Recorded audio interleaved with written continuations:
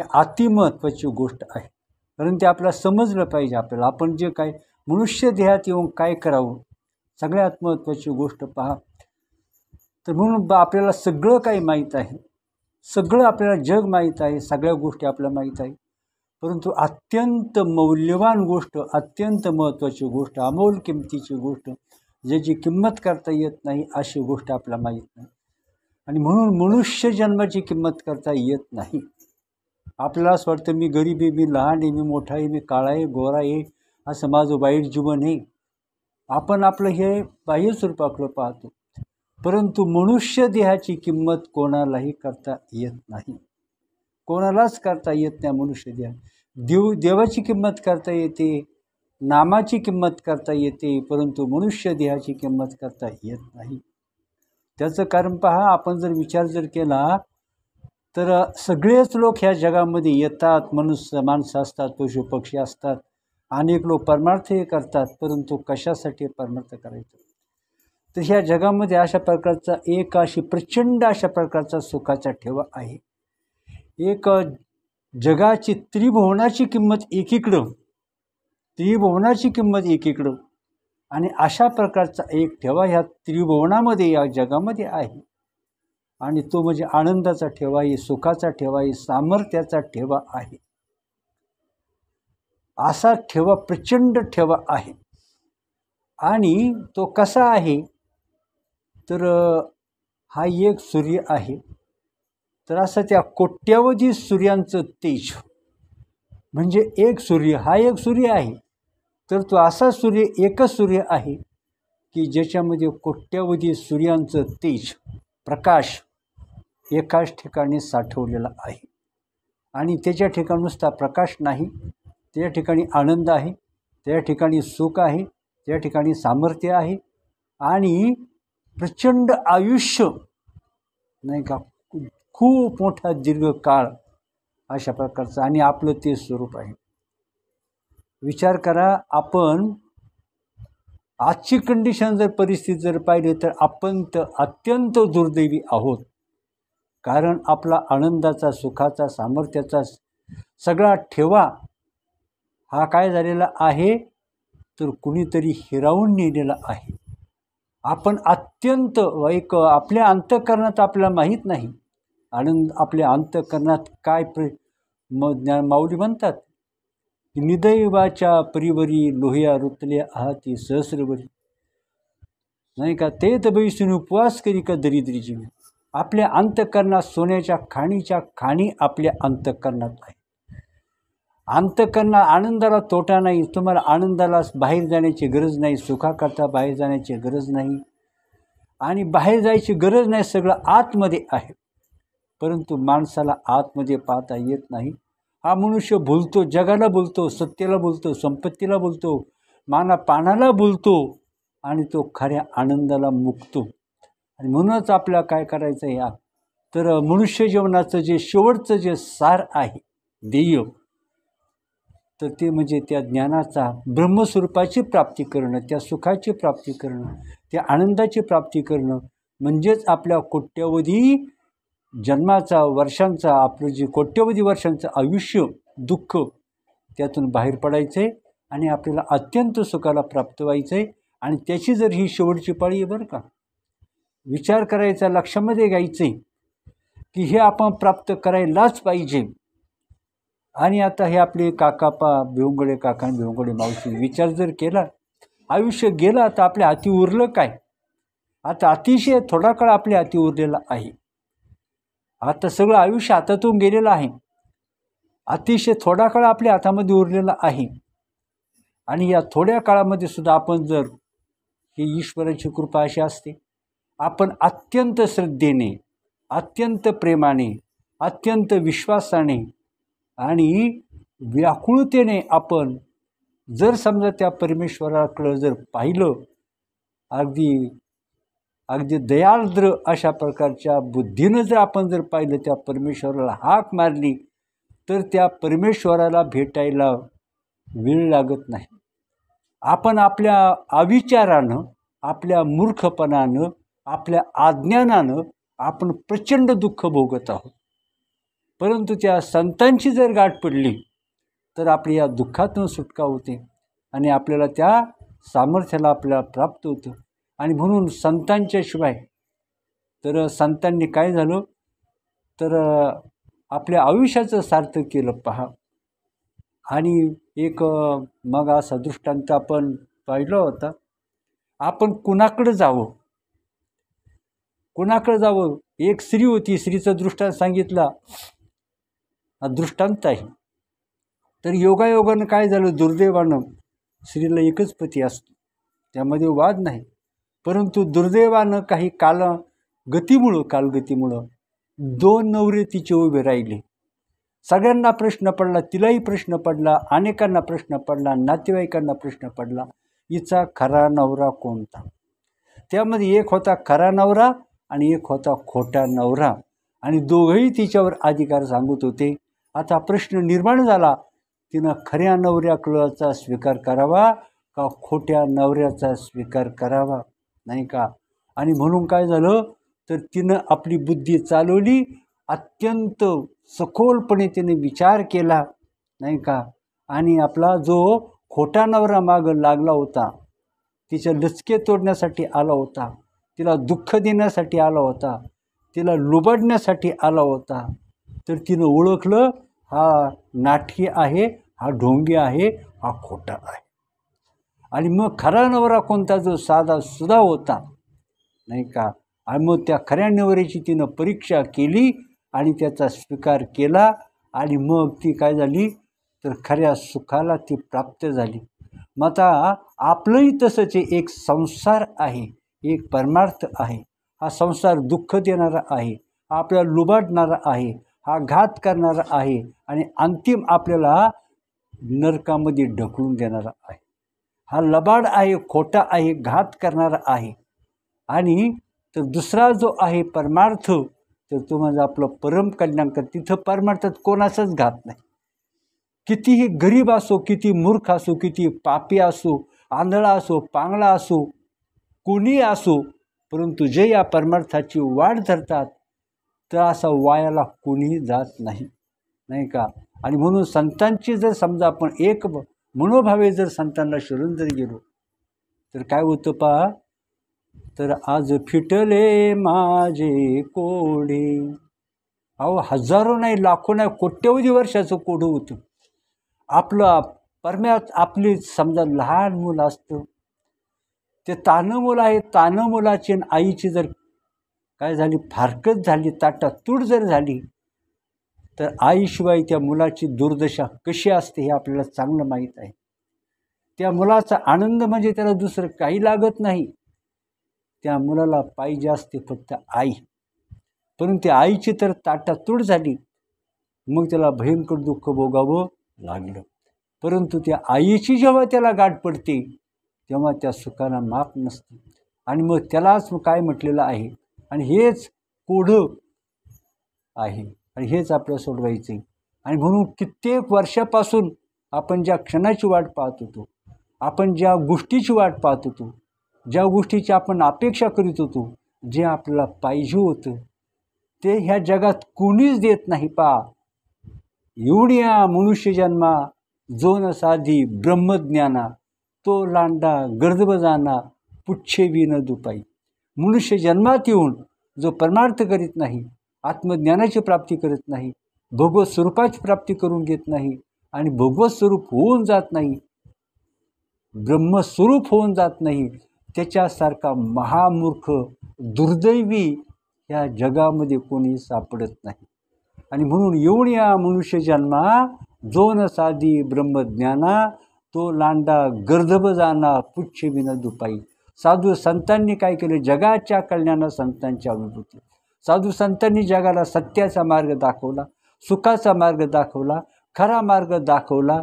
जो धोक्याचा होता, संकटाचा होता, घातक मार्ग होता, तर अशा मार्गापासून साधू संतांनी ह्या जगाला बाजूला काढलं, सुखाच्या आणि सत्याच्या मार्गाला लावलं. आणि म्हणून तेची माझे हित करीती सकळ, जेणे हा गोपाळ कृपा करी.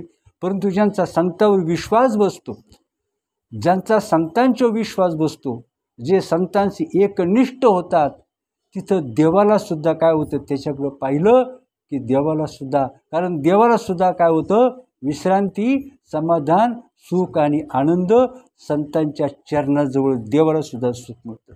म्हणून देवसुद्धा काय करतो, तर त्या संतांची वाट पाहतो. देवसुद्धा काय करतो, संतांची सेवेसाठी धडपड, देवाची तिची इच्छा असते. मग आपल्यासारख्या म्हणून संत सेवा यासारखं भाग्याची ह्या जगामध्ये कोणतीच गोष्ट नाही. आत्मज्ञानाची प्राप्ती यासारखी भाग्याची कोणतीच गोष्ट नाही. त्रिलोक्याचं राज्य मिळालं, नाही का, आणि आपल्याला त्रिलोक्याचं राज्य मिळालं, पृथ्वीचं राज्य मिळालं, स्वर्गाचं राज्य मिळालं, आलोट संपत्ती मिळाली, सोन्याचे महाल मिळाले, आणि आपल्याला हजारो हेलिकॉप्टर दाराशी असले, हजारो हत्ती आपल्या दाराशी झुरत असले, तरी तो दुर्दैवी, तो मूर्ख, आणि त्याचा शेवट अत्यंत कशामध्ये होतो, तर दुःखामध्ये आणि सर्व नाशामध्ये त्याचा शेवट होतो. मग परमकल्याण कोणाचं होतं, जे संतांच्या मार्गानं जातात, आत्मज्ञान संपन्न होतात.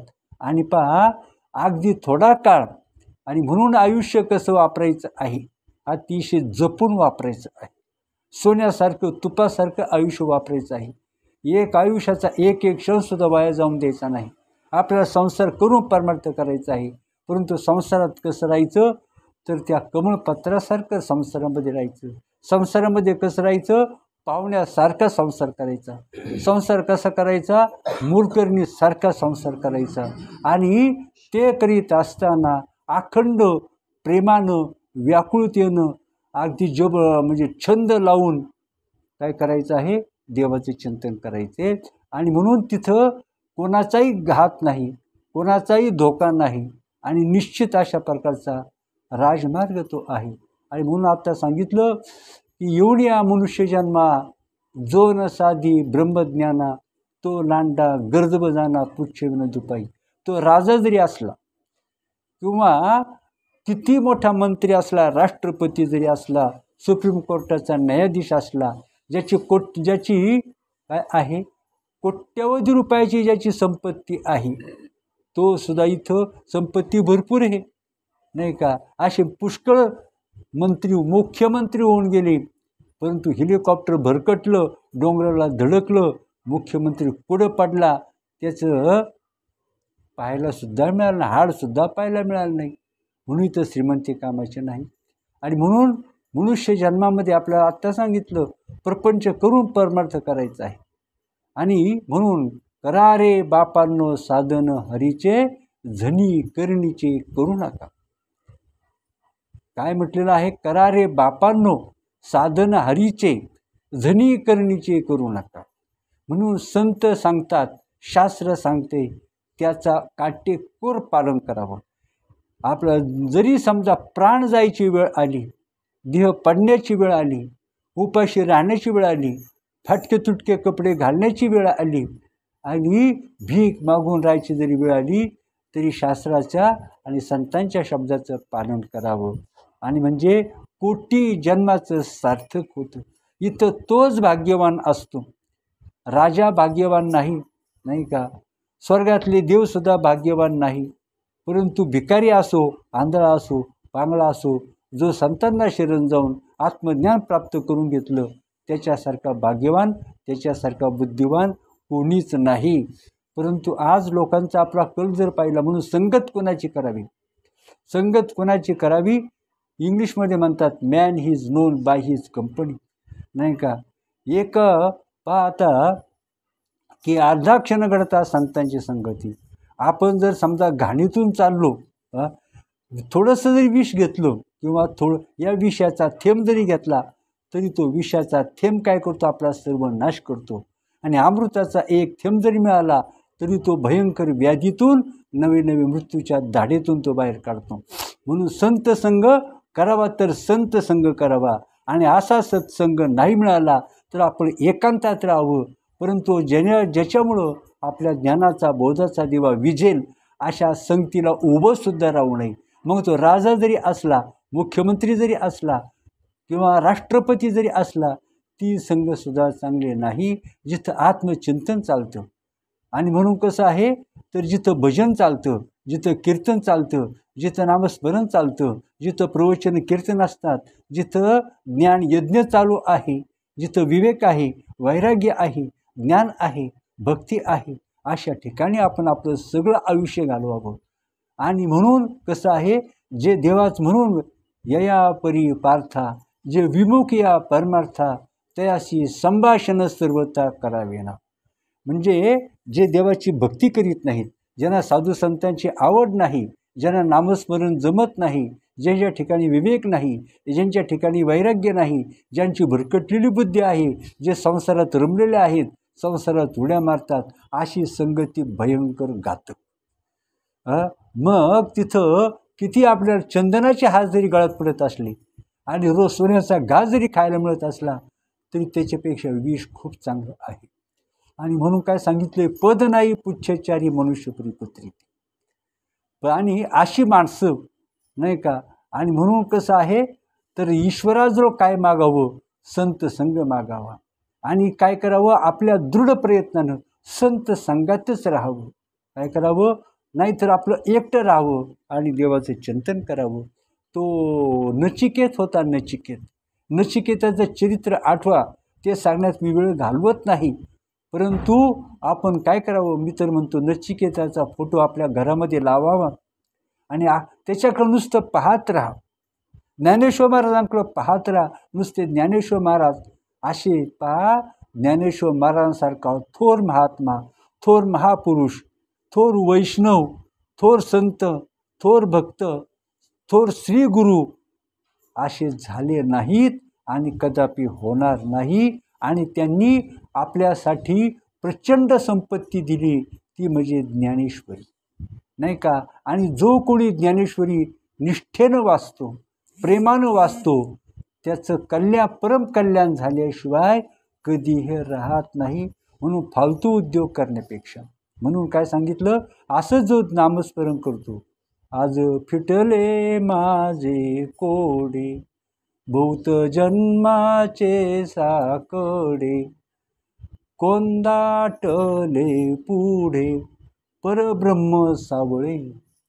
आज फिटले माझे कोडे, बहुत जन्माचे साकडे, अनेक जन्माचा संकटातून माझी मुक्तता झाली, अनेक कोट्यावधी जन्माचं माझं कोडं सुटलं.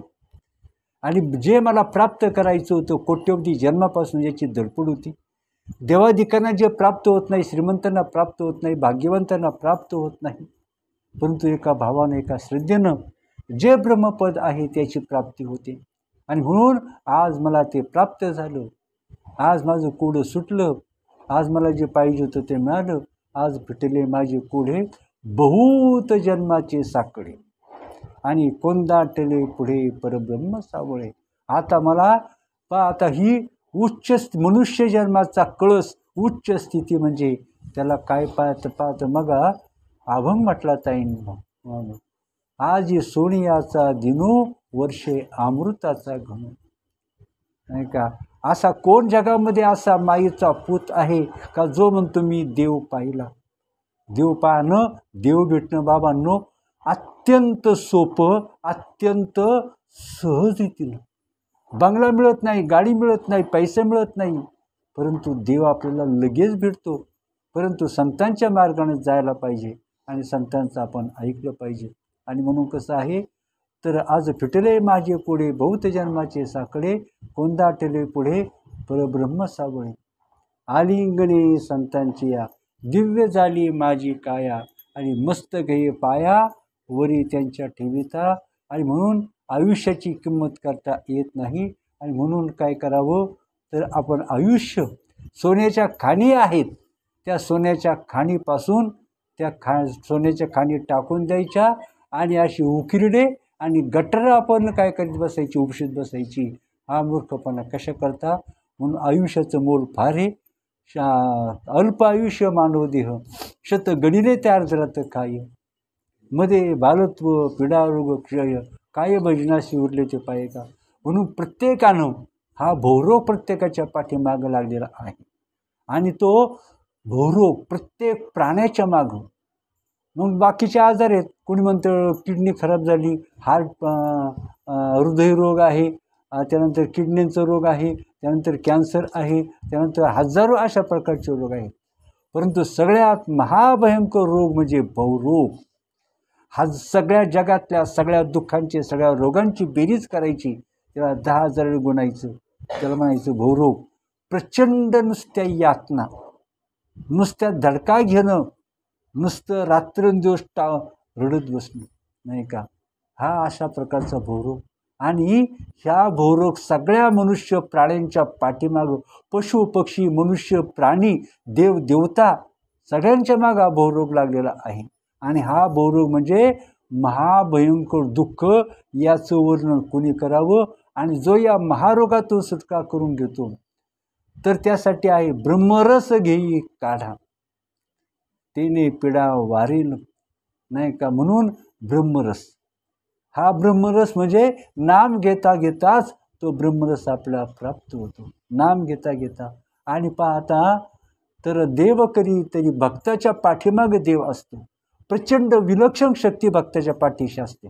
आपला माहीत नाही आपल्या पाठीमागं आपल्याला किती मोठ्या शक्तीचा आधार आपल्या पाठीशी आहे.